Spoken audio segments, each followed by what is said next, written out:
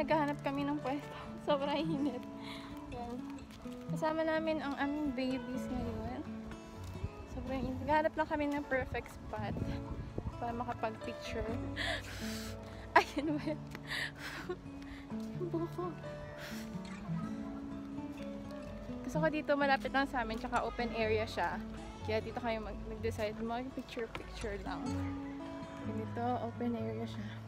So, ginagawa siyang subdivision. Parang mumo yung hair ko. Oh my gosh. Hello everyone! So, andito tayo ngayon sa kalagitnaan ng kainitan. And good luck sa contact lens ko. Sobrang hassle, dami ko dala. So, this is our chosen spot. Naglipat kami ulit. Medyo amoy ano lang. Amoy mga baka, amoy kalabaw kasi may mga baka kalabaw dito. But it's fine. Sobrang lakas ng hangin ngayon. So, and good luck sa amin kung paano to. Kasi yung buko, lilipat-lipat kaya tinali ko muna siya. And yun, sobrang presko dito. Diba? Walang tao dito kaya super free kami.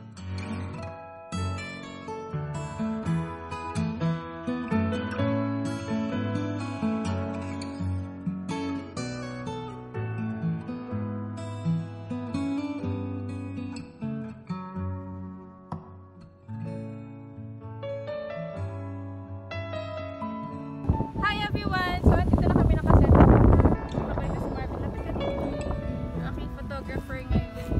So, nasa kalagitnaan kami ng kainitan. And ng kainitan at kalagitnaan ng mga udood din ng mga baka and kalabaw dito. But is ganda tayo ngayon. Sobrang init talaga. Medyo mabaho.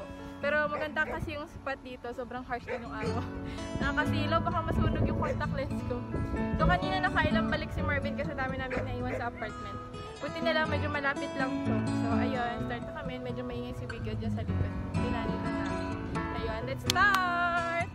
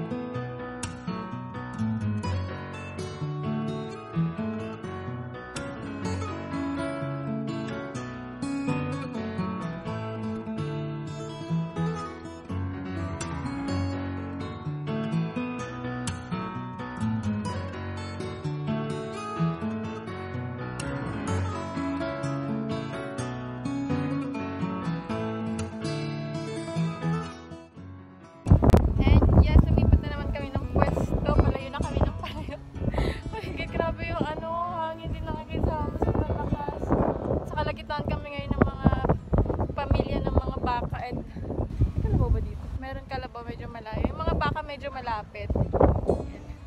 Nasa Bulasan kami ngayon. Oh my god.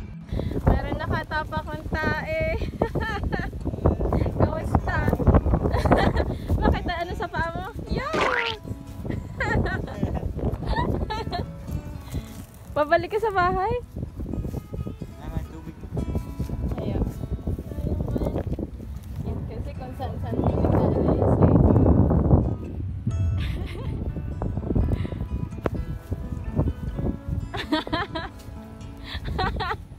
Sabi sa'yo may tae dun eh. Sumigaw ka. Ah! Stop! Ay, may tissue dyan. Huwag mo masyado busin yung tubig kasi nakaka-uhaw. Ay! No. Ay, camera! Ay, nako. May mga tae-tae dito. Higa ka sa... Bakit? Iyo? Ayaks! Oh my gosh! Ang arte. Oh my gosh! Yakadiri! Ano ba yung Miggy? Maligo ka naman. Ay nako. Ay, huwag ka maglapit ko sa gamit. Sabi sa'yo, huwag na natin silang isama eh.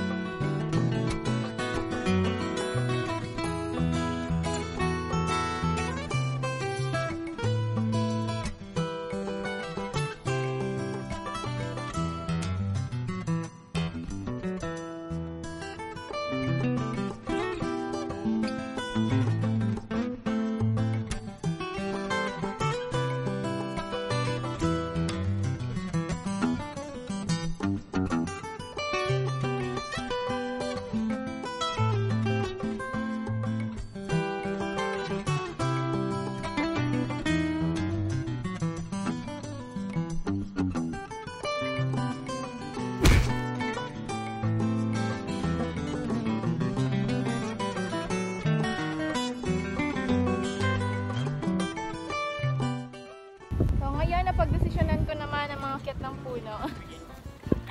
Buwis buhay itong gagawin ko. Akit ako dyan sa puno. Para meron tayong effect dyan. Grabe talaga yung hangin dito.